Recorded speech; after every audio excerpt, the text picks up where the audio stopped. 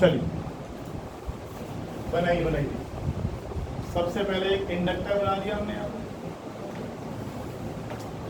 फिर कैपेसिटर लगा दिया, फिर रेजिस्टर लगा दिया और ये बना दिया हमने। बहुत ही सिंपल है, बिल्कुल घबराने की जरूरत नहीं है। अगर पिछला वाला थोड़ा भी पड़ गया है, सीरीज में है तो करंट सेम, तो आई एक्सएल ये क्या आ गया, वोल्टेज अक्रॉस एल कितना आएगा, करंट इनटू ऑपोजिशन, हो गया। इसके अक्रॉस वीसी कितना आएगा, करंट इनटू ऑपोजिशन आई एक्स सी। इसके अक्रॉस कितना आएगा, करंट इनटू रेजिस्टेंस। और मान लीजिए आपने E equals to E not sine omega t, ये AC आपने इसमें लगा दिया।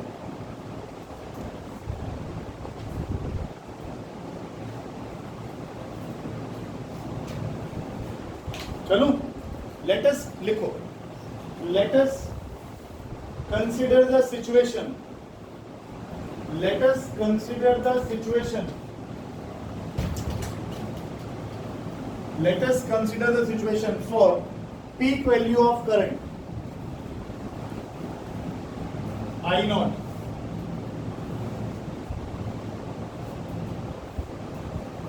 सीरीज है तो सेम करंट जाएगा तीनों में,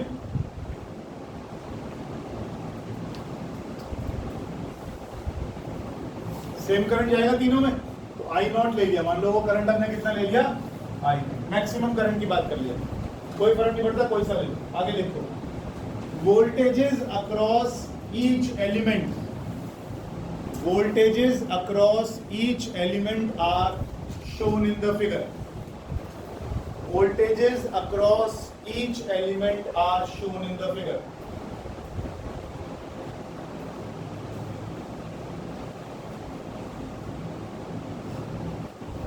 ठीक है, we draw the phasor diagram, we draw the phasor diagram between current and voltage in L, C, R.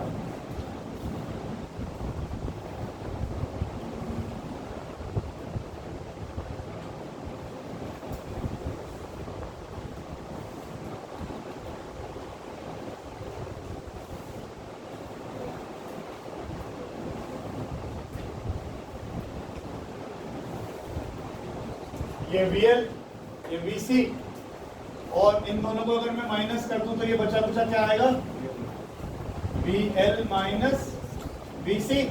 और नेट निकालने के लिए क्या करेंगे हम, पैरेललोग्राम बना लेंगे, और पैरेललोग्राम बना लेंगे तो रिजल्टेंट निकल आएगा।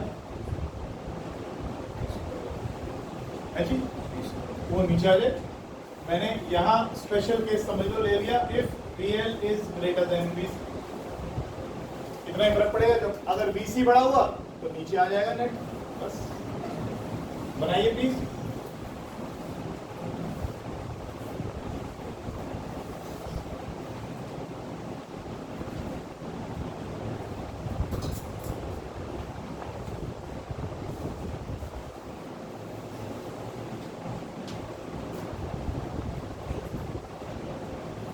हाँ बोलिए।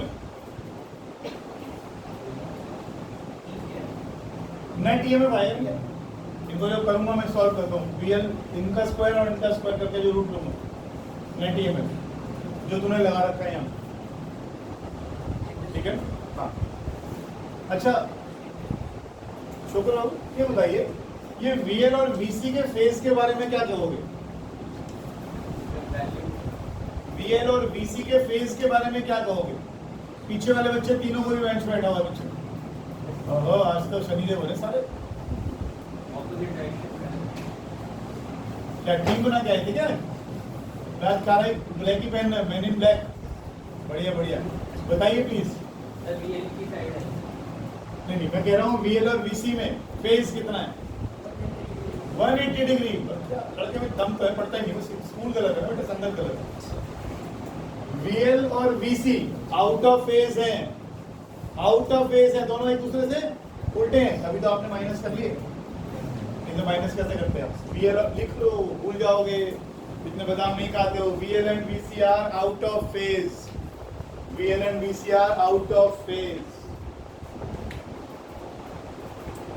देख लिया?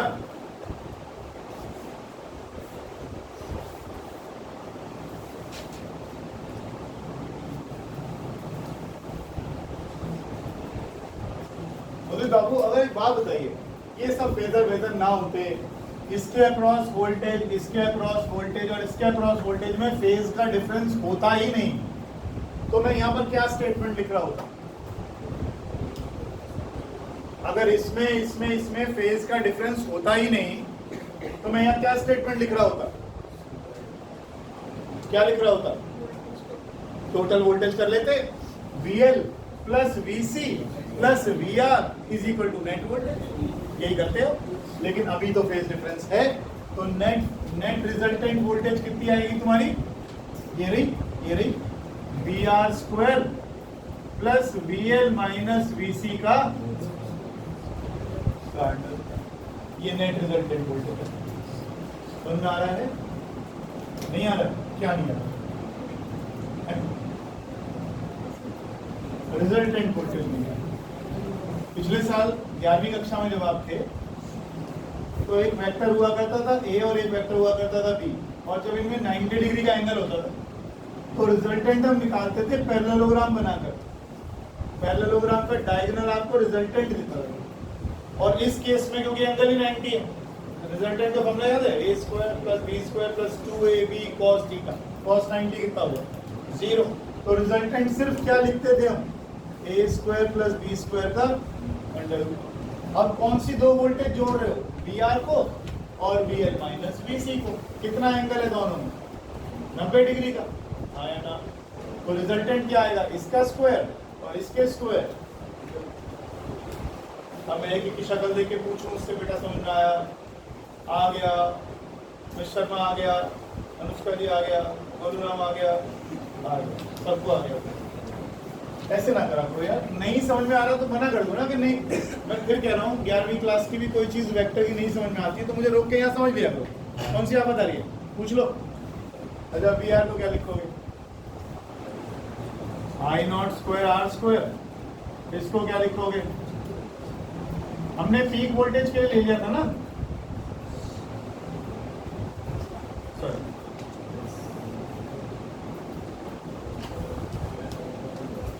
इसमें से I0 बाहर निकाल लो,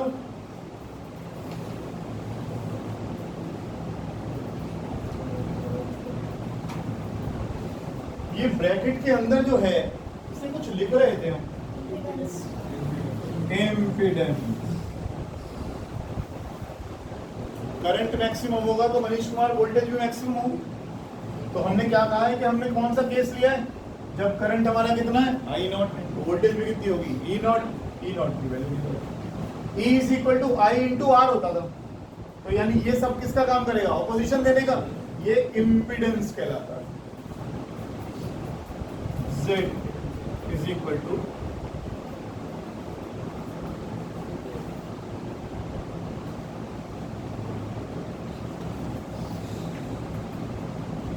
ठीक है, क्या है? पहली बात तो ये इम्पीडेंस है, और ये है क्या? ऑपोजिशन ऑफर्ड बाय कौन सा सर्किट? LCR series circuit. किसको अपोज कर रहा है? Very good, to the flow of AC। Opposition offered by LCR series circuit to the flow of AC। Z निकल आया।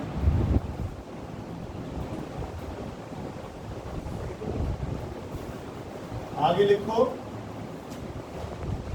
रोल ऑफ Z is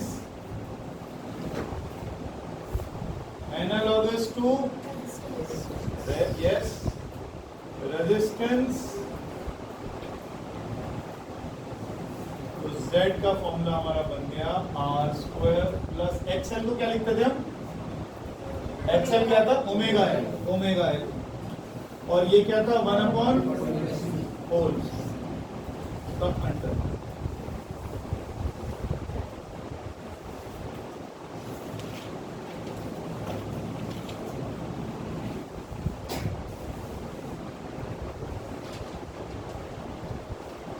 अच्छा, इसमें कोई कंफ्यूजन नहीं होना चाहिए।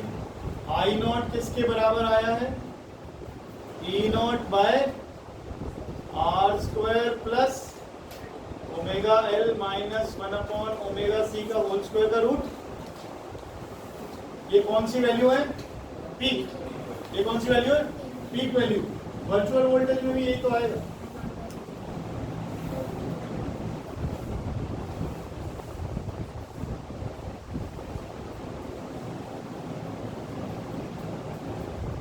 क्या फर्क पड़ेगा? दोनों तरफ √2 लग जाएगा, √2 से √2 कट जाएगा, फिर वही आ जाएगा। लिख दो। ये गंदी आदतें जो तुम लोगों को पड़ती आ रही ना, शक्लें पूरी पूरी बनाते हो और मना नहीं करते हो कि समझ में नहीं आया दोबारा बता दो। ये अच्छी आदत नहीं होती क्लास में। मेरे समझ में नहीं आता तुम लोग ट्यूशन पढ़ते क्यों हो?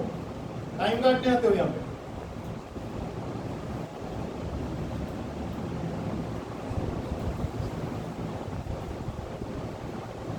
अगर पूछने की हिम्मत नहीं रखते हो, 10 बार मैं शोर में जाता रहता हूँ, भाई पूछ लो पूछ लो पूछ लो, और पूछते नहीं।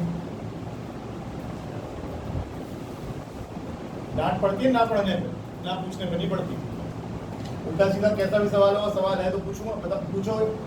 हो गया यहाँ तक? आगे चलो।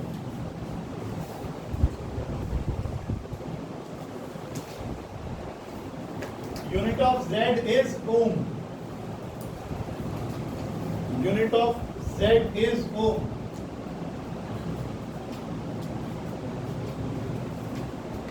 अच्छा, एक ना छोटा सा नोट लिख दो, काम आएगा आपके बाद में।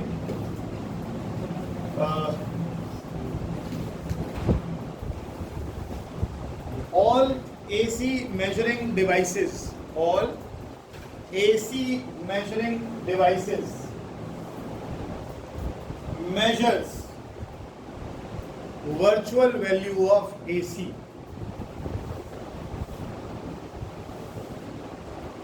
फिर से याद दिला दूं, virtual value, effective value, RMS value, सभी इसी के नाम है। All AC measuring instruments measures devices measures virtual value of AC. IV को नाप कर देते हैं। And AC is measured by hot wire instrument. AC is measured by hot wire instrument.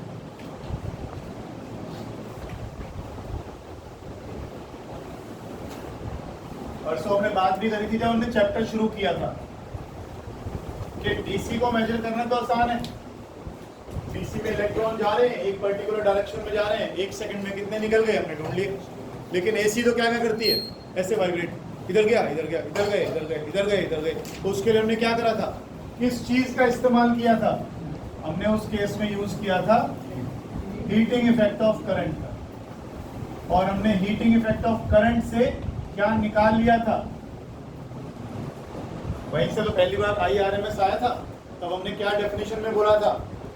IRMS is that value of direct current which produces same heat when passed through a resistor for time t as is produced by the AC when it is passed through same resistor and same time. यही था ना? ये RMS वही value है, RMS value सबसे important है। आगे चलिए, उसमें एक चीज रह गई, अब स्लाइड है मेरी जो मैं दिखा दूं दोबारा से। ग्राफ खोलना दोबारा से। अभी आपने क्या बनाया था? VL माइनस VC, ये था VL माइनस VC और ये था आपका VR। ये रह गया निकालना, मतलब लिखना रह गया। तो tan फाई किसके इक्वल आ गया? तो 3 बार कर चुके आप ये।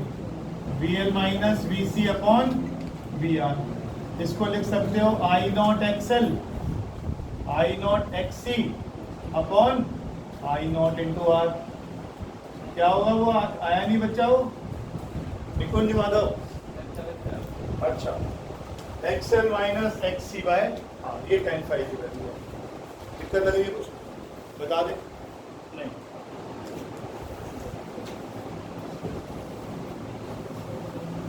अब लिखो स्पेशल केसेस।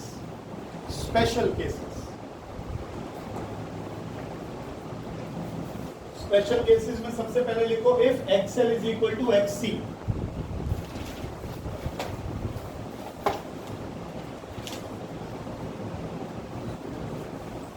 रट्टे नहीं मारने, रट्टे नहीं मारने। याद करो क्या बनाया था अभी आपने। आपने जो ग्राफ आपके पास है, इधर था VL, इधर था VC, इधर था आपका VR। VL किसके बराबर? I not XL, I not XC, I not R। यही बनाए थे, यही बनाए सारे हमने। अच्छा, अब कह रहा है XL और XC बराबर है, सीरीज में पहले लगे हुए हैं। करंट सेम जाएगा, करंट भी सेम है और XL XC भी बराबर है। ये तो दोनों की दोनों वैल्यू बराबर हो गई, कट गई। सिर्फ क्या रह गया? लिखो इसको। tan phi कितना आएगा उस केस में? ये तो यहीं से ही बता दो, यहीं से बता दो फाई की वैल्यू कितनी आएगी? 0, क्योंकि जब ये कट ही गए तो इधर कुछ जाने का मतलब ही नहीं है, यही रहेगी लाइन बस। यहां से देखो XL XC बराबर, माइनस करोगे 0, tan phi की वैल्यू 0। लिखो लो, tan phi का वैल्यू आ गया 0। करेक्ट? इसका मतलब क्या है? ये फाई क्या है दोबारा बताना। फेज डिफरेंस किस किस के बीच में? नेट वोल्टेज और करंट। नेट वोल्टेज और फिलहाल क्या दिखाई दे रही है? वोल्टेज पीछे चल रही है, वोल्टेज पीछे तो है। चलो ठीक है, आगे हो।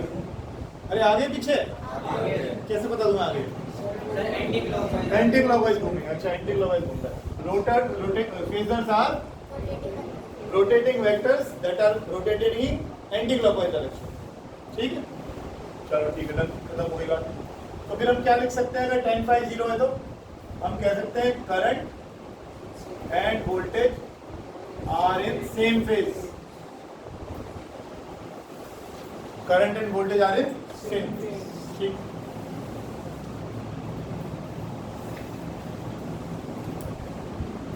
दूसरा केस।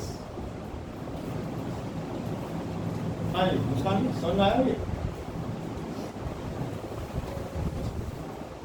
मैं तो वो डांटे घूर के भी देखा है। बता दूं मैं तो आज तक, तो इतना डरती है सवाल पूछने से। कम से कम 2.5 फुट ऊंची है मेरे से। डांटने के लिए मुझे गर्दन ऐसे 45 डिग्री को उठानी पड़ती है।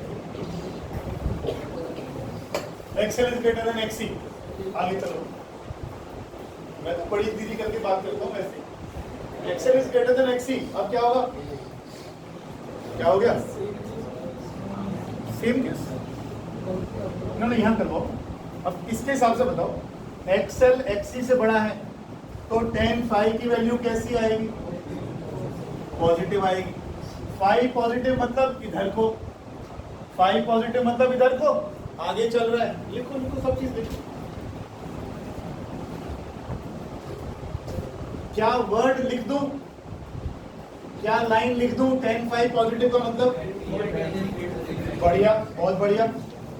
वोल्टेज लीड्स करंट, या क्या लिख सकता हूं? Current lags voltage.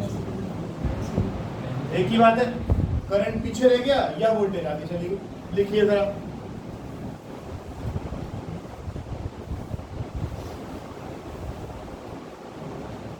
और अगला वाला तीसरा केस तुम्हें पता लग जाएगा, सेम ही आ गया वो तो। XL लेस देन XC तो tan phi आया नेगेटिव। tan phi नेगेटिव का मतलब इधर आएगा नेट वोल्टेज, phi पीछे को आएगा, नेगेटिव आएगा। इधर करंट है और इधर नेट वोल्टेज है, तो V लैग्स I। इस बार वोल्टेज पीछे रहेगी। पीछे रहने का मतलब या आगे रहने का क्या मतलब है? कभी किसी की वैल्यू मैक्सिमम, कभी पहले वोल्टेज मैक्सिमम, कभी करंट मैक्सिमम। दौड़ लगी हुई है, दौड़ लगी हुई है इसमें। कभी वोल्टेज मैक्सिमम हो जाती है पहले, कभी करंट मैक्सिमम हो जाता है। या कह रहा है वोल्टेज करंट से पीछे, इसका मतलब वोल्टेज पहले मैक्सिमम होगी, करंट पहले मैक्सिमम होएगा, वोल्टेज बाद में होगा। इसी तरीके से इनके बीच में कांस्टेंट फेज चलता है। ठीक है, आगे चल, इम्पीडेंस ट्राइंगल, इम्पीडेंस ट्राइंगल हालांकि बना चुके हो, लेकिन फिर भी एक बार उस नाम से ही है तो बता देता हूं। Impedance triangle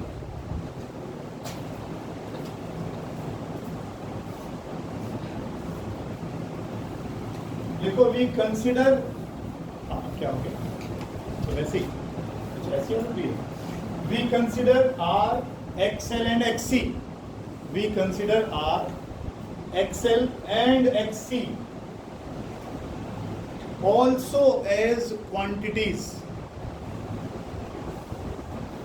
also as quantities with phase difference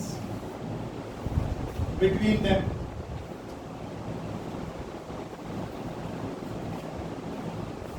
So we can draw phasor diagrams for them also.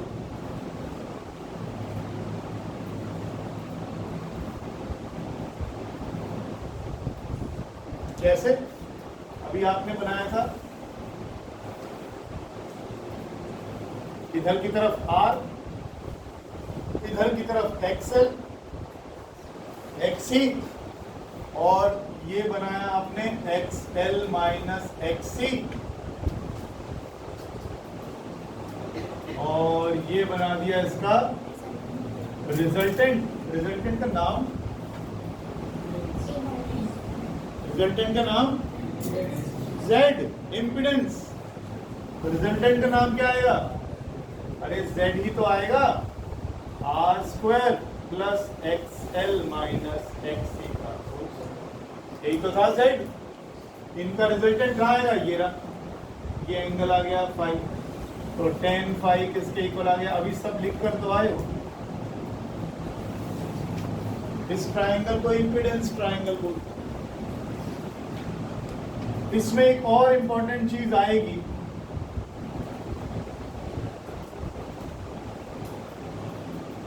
इसे हम कहते हैं पावर फैक्टर। ये किसी दिन तसल्ली से इसके ऊपर आधा घंटा तुम्हारा खूंटे तब समझाएंगे कि क्या होता है कॉस फाई पावर फैक्टर। जितनी भी आपकी ये मशीन्स डिजाइन होती है, एसी है या कुछ भी चीज है, इन सभी में इस पावर फैक्टर का ध्यान रखना पड़ता है कि पावर फैक्टर कितना हो।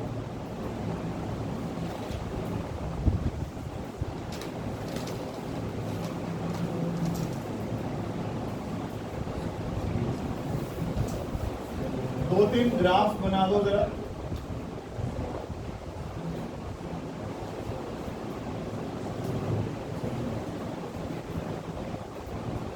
दो तीन ग्राफ्स बनवा दो, एक्सेल और फ्रीक्वेंसी के बीच में बना दो प्लीज। बना दो, नहीं तो फिर मुझे बुक से देखने पड़ेंगे, तुम्हें तो याद है, अच्छे बच्चे हो। बनाना जरा, एक्सेल और न्यू में बना दो, ये चार, एक्सी और सी में भी बना देना।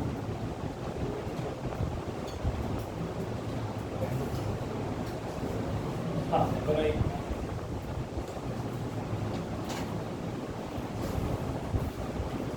बॉक्स में डालिएगा। हाँ जी, दिक्कत नहीं ना? अब नहीं है मिलने बहुत दिन से, अभी आए नहीं वापस, आ गए वापस, ट्रांसफर हो गए आपको? अच्छा मुझे भी तुम्हारी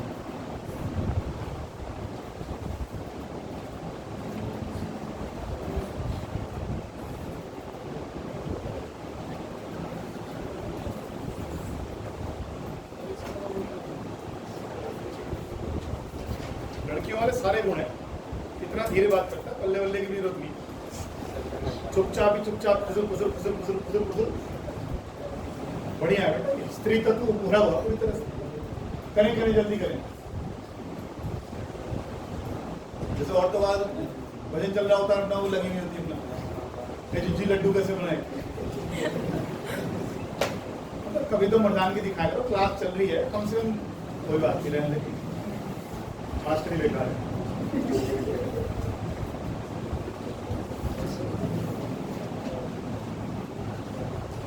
ये चुप बैठी रहती है, उल्टा हो रहा। चलिए बताइए क्या करें, बता दे भाई। एक्सएल किसके बराबर है? दो तो फॉर्मूले यार तुम्हारे, एक्सएल है ओमेगा एल के बराबर।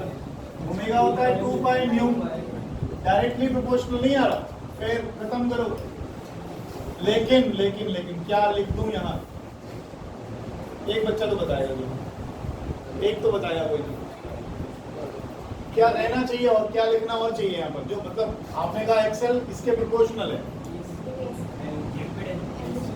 हाँ, एल कांस्टेंट। अगर आप कह रहे हो ये चीज इसके प्रोपोर्शनल है तो फिर एल नहीं बदलेगा ना। ऐसे ही एक्सेल और एल, इस बार फ्रीक्वेंसी कैसी है? कांस्टेंट। एक्सी और न्यू, एक्सी का फॉर्मूला क्या था? 1 by omega C, 1 by 2 pi nu C. Inverse में आ गया रेक्टेंगुलर हाइपरबोला, इसे बोलते हैं रेक्टेंगुलर हाइपर। नाम थोड़े अच्छे रहते हैं, कुछ बंदों से नाम रेक्टेंगुलर हाइपरबोला। मम्मी के सामने बैठ के पढ़ रही होगी तो लगेगा हाँ बच्ची मेरी पढ़ रही है। Rectangular hyperbola. और इसमें क्या कांस्टेंट है? सी कांस्टेंट। और इसका ग्राफ कैसे? इसमें न्यू कांस्टेंट।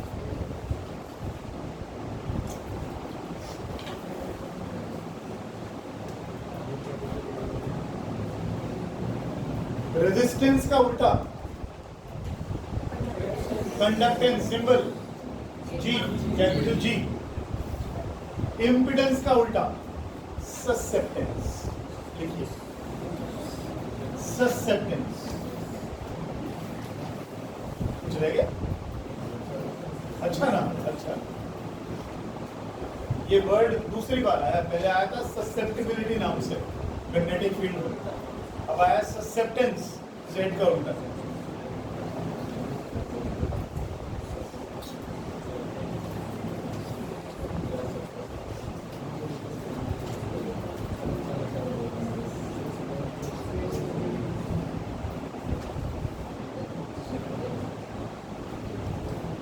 और स्पेसिफिकली बताऊं तो नहीं, नाम मत लो, दोबारा सुनो मेरी। अब तो हम रिएक्टेंस पढ़ रहे हैं ना, तो इम्पीडेंस मत लिखो। इम्पीडेंस क्या होती है? ऑपोजिशन। अगर कोई चीज अपोज कर रही है तो उसका उल्टा होना चाहिए कोई एडमिट कर रही है। एक हो रही है करंट को जाने नहीं दे रही, एक करंट को जाने दे रही है आराम से। तो एक काम करो, लिखो जरा, दो वर्ड लिखो, ससेप्टेंस और एडमिटेंस।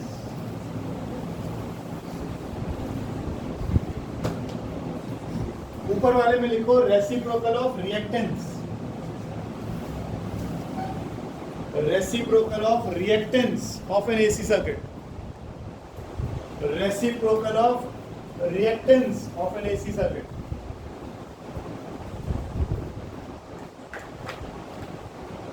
और नीचे वाले में लिखो reciprocal of admittance, sorry reciprocal of Z को क्या बोलते हैं? Impedance, impedance.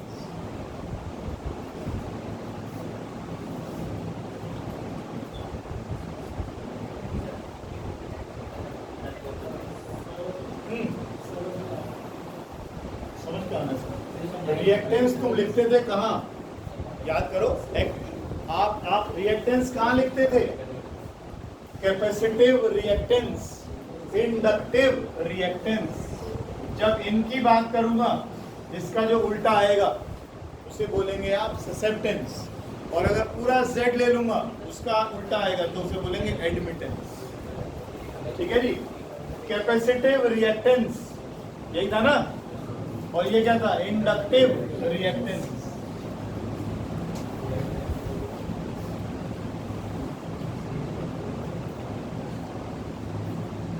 अभी बता भी रहा था मैं तुम्हें, जब आपने tan phi की वैल्यू लिखी थी तो क्या लिखा था? XL minus XC by R। ये दो तरीके से हो सकता है ना, जो ज्यादा होगा, जो ज्यादा होगा, अगर L ज्यादा हुआ तो इंडक्टिव रिएक्टेंस सर्किट क्या कहलाएगा? Inductive circuit. सर्किट क्या कहलाएगा? Inductive circuit. और अगर ये ज्यादा हुआ तो कैपेसिटिव सर। अभी तक बराबर का केस नहीं आया। जब एक्सेल और एक्सी बराबर हो वो हम पढ़ने वाले हैं, रेजोनेंस पढ़ेंगे। लिखिए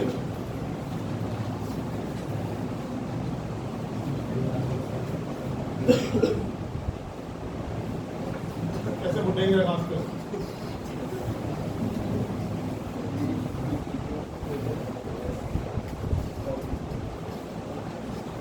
देखो एक्सेल की यूनिट ओम कैसे है, हाँ कुछ डाउट सा होगा, चलो करके बताऊं। एक्सेल का फॉर्मूला आपने लिखा ओमेगा एल, मैंने बोल दिया यूनिट आपकी आ रही है ओम, बढ़िया है, रट लिया। ऐसे कैसे रट लिया?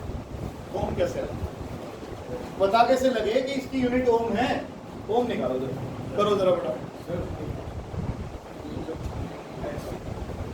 भाई ये तो हमने डिस्कस किया ना कि ये कैसा रोल प्ले कर रहा है, लाइक रेजिस्टेंस। हमने कहा यूनिट ओम, ऐसे कैसे ओम? ऐसे हो। फ्रीक्वेंसी होता है 1 टाइम पीरियड, टाइम की हो गई सेकंड। एल की यूनिट हमने वहां से उठा ली, ये डाल दिया, सेकंड से सेकंड कट गया, जो आपके सामने वो ओम की यूनिट।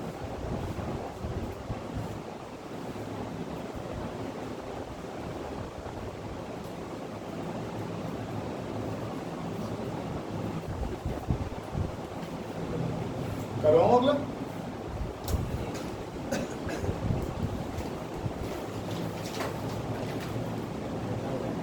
लिखिए series resonance circuit, series resonance circuit.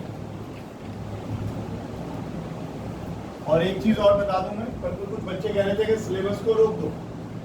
Syllabus में इसलिए नहीं रोक रहा हूं कि सिलेबस टाइम से खत्म हो जाएगा तो रिवीजन का टाइम हमें ज्यादा मिलेगा एक बार जिनके, लेकिन उनका वैलिड रीजन ये था कि वो कह रहे थे एग्जाम आ रहे हैं, हमें टेस्ट वेस्ट चाहिए।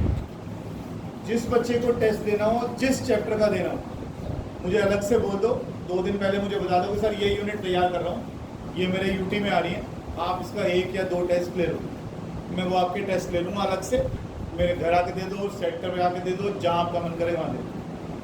टेस्ट के लिए रुकना नहीं है कि अगर आपको लग रहा है टेस्ट नहीं हो रहे हैं तो टेस्ट बिल्कुल हो जाएंगे, आप हुक्म करिए बस। 2 दिन पहले मुझे बताइए कि मैंने ये चैप्टर तैयार कर लिया।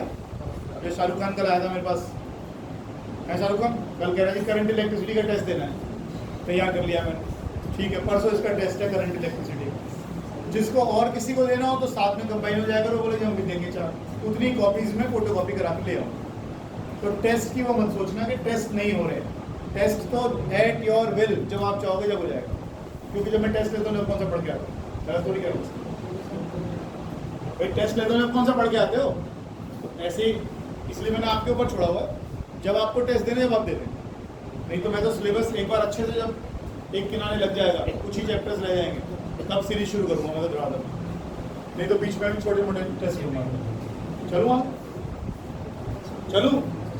अगर सितंबर में कोर्स खत्म हो गया ना तो ये मान के चलना, उसके बाद तसल्ली से टेस्ट होंगे और उसके बाद तो बैंड हो जाता हूँ तुम्हारी, तो रिवीजन प्रॉपर हो पाएगी, असाइनमेंट ढंग से मिल पाएंगी। असाइनमेंट मैंने दी, एक ने भी नहीं करी, किसने करी? 2-4 लड़कियों को छोड़ दूँ तो किसने करी? करी किसी ने असाइनमेंट? 3 असाइनमेंट दे चुका हूँ। 2 कौन कौन सी? करंट की और इलेक्ट्रोस्टैटिक्स की एक साथ दी थी, 100 क्वेश्चन थे उसमें। उसके बाद करंट मैग्नेटिज्म की नहीं थी, वो भी दे देता हूँ कैलकुलेटर। करी तो तुमने, एक भी नहीं फायदा किया उसका। चलो आगे चलो। सीरीज रेजोनेंस सर्किट, हाँ रेजोनेंस पॉइंट पिछले साल भी हम पढ़ते थे। कहाँ पढ़ते थे? परमार जी रेजोनेंस पढ़ा पिछले साल, नहीं याद है? आदित्य बाबू केमिस्ट्री में क्या पढ़ा था? केमिस्ट्री में मुझे तो पता नहीं किसमें, ऐसे गंदी वाली जगह पिछले साल वाला रेजोनेंस याद दिलाओ मेरे को। 11th में केमिस्ट्री में, फिजिक्स, अच्छा फिजिक्स तो पढ़ी ना तुमने? फिजिक्स थी ना सिलेबस में? 11वीं में फिजिक्स थी ना कोर्स में? फिजिक्स और केमिस्ट्री, वो केमिस्ट्री में थी था बस। रेजोनेंस आपने पढ़ा था, जब 2 चीजों की फ्रीक्वेंसी मैच कर जाती है तो उसे कहते हैं रेजोनेंस कंडीशन। याद है हम कहते थे लकड़ी के पुल पे सोल्जर्स को मार्च करने के लिए मना कर देते हैं?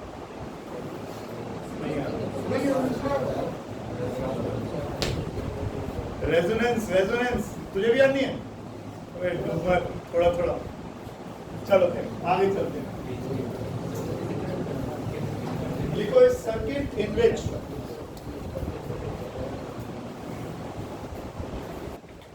L, C, R are in series and the circuit admits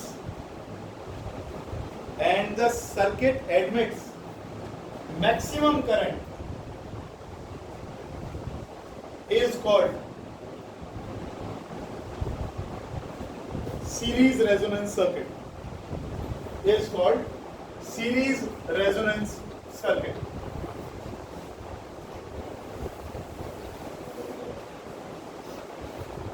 आपने z किसके इक्वल लिखा?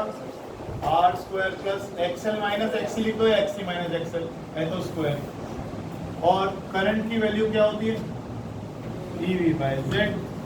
एक बार दोबारा डेफिनेशन पढ़ना, क्या लिखी है? कहता है ऐसा सीरीज एलसीआर सर्किट जिसमें करंट जाएगा मैक्सिमम। करंट मैक्सिमम करने के लिए तो मुझे z को मिनिमम करना पड़ेगा। अब z मिनिमम कैसे हो सकता है? इसे बढ़ा दोगे, इसे कम कर दोगे तो इसका स्क्वायर तो बढ़ जाएगा, इनका डिफरेंस बढ़ गया। अगर ये वैल्यू बढ़ा दी, ये वैल्यू बढ़ा दी, ये वैल्यू कम कर दी तो इनका डिफरेंस तो और बढ़ गया। स्क्वायर करोगे और बढ़ गया तो गड़बड़ हो गया। इसे घटाओगे, इसे बढ़ाओगे तब भी इसका स्क्वायर। बराबर कर दो दोनों, जैसे दोनों को बराबर करोगे पूरा कट जाएगा, सिर्फ क्या रह जाएगा? लिखो I naught becomes maximum when XL is equal to XC या XL minus XC is 0. Omega L minus 1 upon omega C is equal to 0. Omega L is equal to 1 upon omega C, omega square is equal to, थोड़ा नीचे नहीं जा रहा हूँ board पे, मैं लिख नहीं रहा। ओमेगा L हो गया 1 upon under root LC। Omega को क्या लिख सकते हो? 2 पाई न्यू।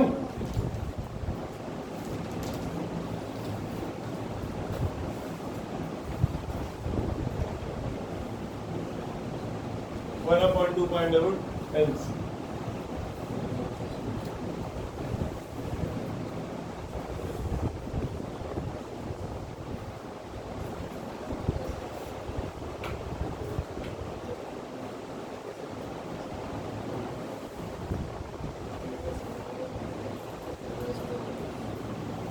रेजोनेंस फ्रीक्वेंसी समझा रहे हो? समझा?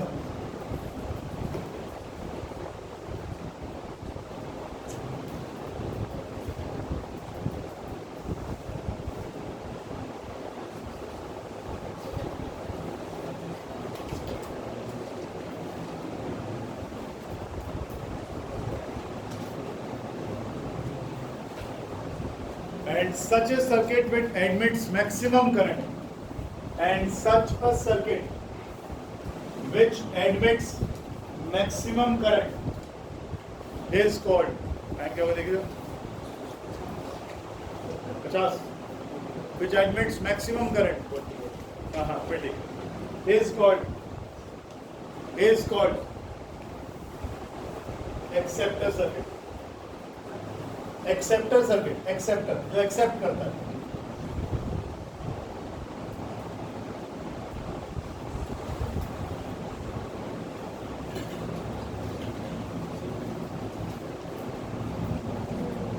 लिखो characteristics of series resonance circuit. Characteristics of series resonance circuit. Characteristics of series resonance circuit.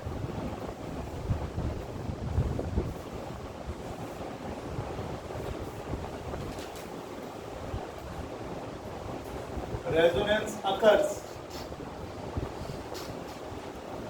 जब XL और XC इक्वल होते हैं। ज्यादातर चीजें बताएं तुम्हें इसमें।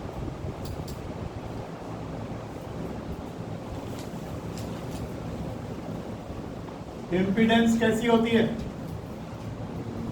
मिनिमम, और z किसके बराबर आता है, यानी क्या हो गया, नाम बोलो, प्योरली रेजिस्टिव। इम्पीडेंस मिनिमम है क्योंकि ओमेगा एल और 1 ओमेगा सी तो कट गए। आगे current has the maximum value,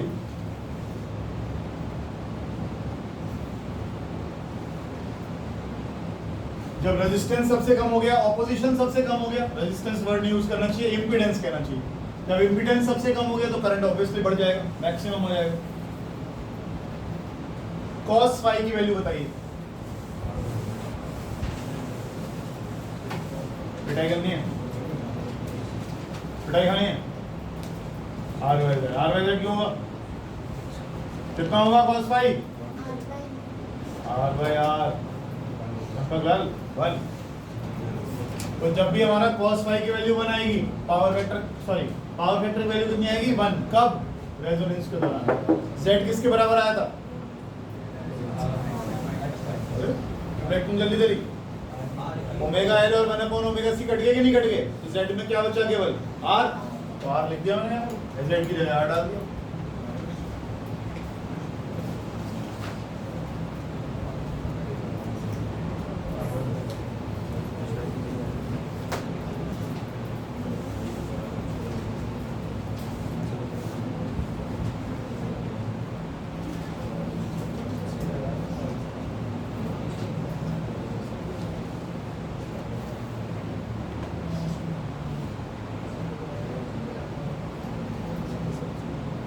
role सिर्फ किसका रह गया, एक्सएल एक्सी तो खत्म।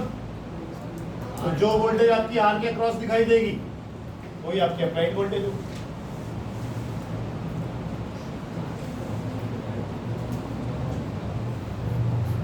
हेडिंग डालिएगा, शार्पनेस ऑफ रेजोनेंस। मेरी राइटिंग समझ नहीं आ रही इसको, वो Shahrukh Khan, sharpness of resonance.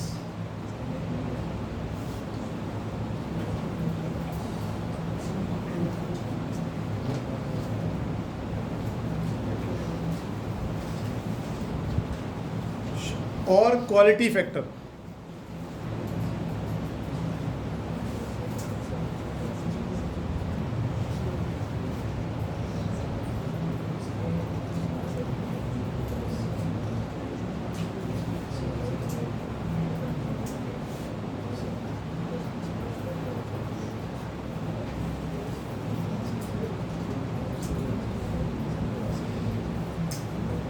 देखो ये फ्रीक्वेंसी बोलूं,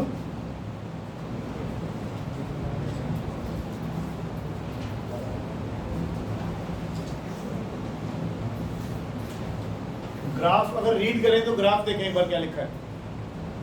ये फ्रीक्वेंसी और आई नॉट के बीच का ग्राफ है, एंगुलर फ्रीक्वेंसी और आई नॉट के बीच का ग्राफ है।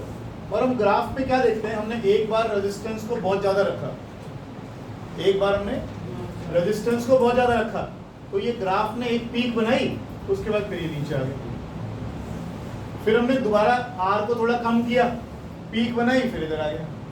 फिर हमने रेजिस्टेंस को काफी कम कर दिया। जब रेजिस्टेंस कम कर दोगे तो करंट ऑब्वियसली बढ़ जाएगा, लेकिन इसका बिहेवियर भी ऐसे ही रहा कि हमने देखा ये पीक बनाया। इस पर्टिकुलर फ्रीक्वेंसी पर चाहे आपने रेजिस्टेंस की वैल्यू ज्यादा रखी, चाहे रेजिस्टेंस की वैल्यू कम रखी, करंट की वैल्यू कैसी हो गई, मैक्सिमम। इस रेजिस्टेंस के लिए देखिए यहाँ करंट मैक्सिमम है, और ये एक खास फ्रीक्वेंसी पर ही होगा। ये कौन सी फ्रीक्वेंसी है,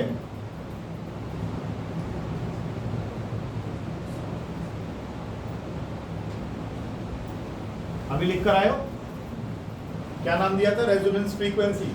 रेजोनेंस फ्रीक्वेंसी ये omega R is resonant frequency. Resonant frequency कौन, फिर से एक बार रिकैप करेंगे, दोबारा से करेंगे। रेजोनेंट फ्रीक्वेंसी, रेजोनेंस कब होता था, रेजोनेंस कब होता था, जब एक्सएल और एक्ससी बराबर होते थे। रेजोनेंस होता था तो क्या होता था, जेड सिर्फ किसके इक्वल रह जाता था, आर के। जब आपका जेड बहुत कम हो गया तो करंट कैसा हो जाता था, मैक्सिमम। अब शुरू से कहानी पढ़ो, ऐसा कब होता था? ऐसा कब होता था? रेजोनेंस पे। और रेजोनेंस कब होगी? जब आपका एक्स और एक्स बराबर होगा। तो इससे हमने क्या निकाल ली? Resonating frequency. इस फ्रीक्वेंसी पर ये सब तामझाम होगा, इस फ्रीक्वेंसी पर ये सब होगा, यानी इस फ्रीक्वेंसी पर करंट कैसा होगा? मैक्सिमम। आप देखिए, आपने फ्रीक्वेंसी को थोड़ा बढ़ाया बढ़ाया बढ़ाया बढ़ाया और आपने देखा एक पर्टिकुलर फ्रीक्वेंसी पर करंट एकदम से बढ़ गया। अब जब मैंने फ्रीक्वेंसी उसके ज्यादा बढ़ाई तो करंट कम हो गया, कम हो गया, कम हो गया। आपको रेडियो के एलसीआर सर्किट में ज्यादा करंट डालना है, तभी तो आपका वाला चैनल चलेगा, तभी तो आपका वाला चैनल चलेगा। तो आपको ऐसा सर्किट बनाना है जिसमें ज्यादा करंट आए, जो ज्यादा करंट को आने दे, ज्यादा करंट को आने दे। ये क्या, फिर से बोल रहा हूं मैं, ये कौन सी फ्रीक्वेंसी? Resonance frequency. इस फ्रीक्वेंसी पर क्या होगा? आपका जो Z है वो बहुत कम हो जाएगा। जब अपोजिशन कम हो गया तो करंट बढ़ जाएगा। और हमें तो उसी ही सर्किट की तलाश है जिस पर करंट मैक्सिमम हो जाए, करंट मैक्सिमम हो जाए। हमने क्या करा? फ्रीक्वेंसी को बदल बदल के देखा, फ्रीक्वेंसी को बदला बदला बदला बदला, फाइनली एक फ्रीक्वेंसी ऐसी मिली जिस पर कि हमारा करंट कैसा आया? मैक्सिमम आया। फिर हमने कहा रेजिस्टेंस को चेंज करके देखते हैं, थोड़ा हमने रेजिस्टेंस को कम कर दिया, रेजिस्टेंस को कम करके देखा तो ग्राफ फिर वैसे ही बना, लेकिन एक उसी फ्रीक्वेंसी पर करंट फिर कैसे हो गया? फिर मैक्सिमम हो गया। फिर हमने रेजिस्टेंस को और कम किया, और रेजिस्टेंस कम किया तो उसी फ्रीक्वेंसी पे फिर करंट हमारा कैसा हो गया? मैक्सिमम हो गया। तो ये वो फ्रीक्वेंसी है जिस पर हमारा सर्किट कैसा करंट एडमिट करता है? Maximum current. ठीक है, लिखो।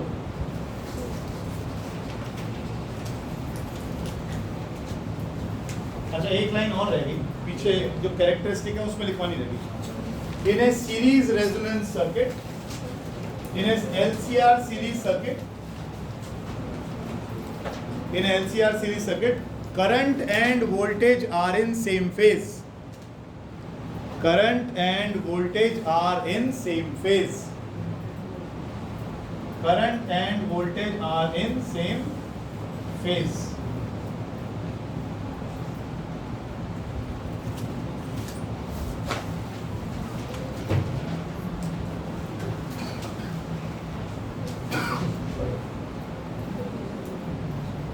यूज लिखो इसका जरा एक बार। Use of series resonance circuit, use of series resonance circuit.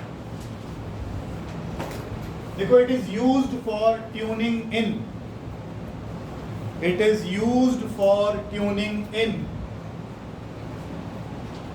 Radio receiving circuits, radio receiving circuits, full stop. लिखो, radio waves of different frequencies, radio waves of different frequencies coming from different radio stations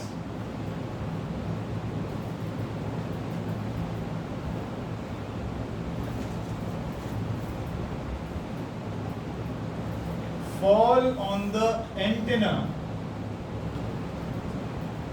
fall on the antenna of receiving sets, receiving sets. They, full stop, they try to set up currents, they try to set up currents of their own frequencies. सारे signal जो antenna के ऊपर गिर रहे हैं वो अपना अपना करंट चलाने की कोशिश करेंगे, लेकिन करंट सिर्फ उसी का चलेगा जिसकी फ्रीक्वेंसी एलसीआर सीरीज की फ्रीक्वेंसी से मैच कर जाएगी। रेडियो का अपना सर्किट है, उस सर्किट की अपनी एक फ्रीक्वेंसी होगी। जब वो फ्रीक्वेंसी उन सिग्नल की फ्रीक्वेंसी से मैच करेगी तो वही फ्रीक्वेंसी का करंट मैक्सिमम होगा और वही वाला ट्रांसमिटर, वही वाला रेडियो स्टेशन आपका प्ले होगा। लिखिए आप, they try to set up currents of their own frequency but only that radio wave, but only that radio wave is able to set up current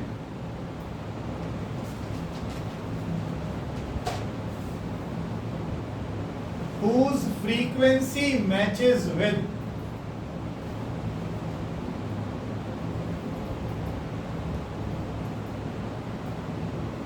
the resonant frequency of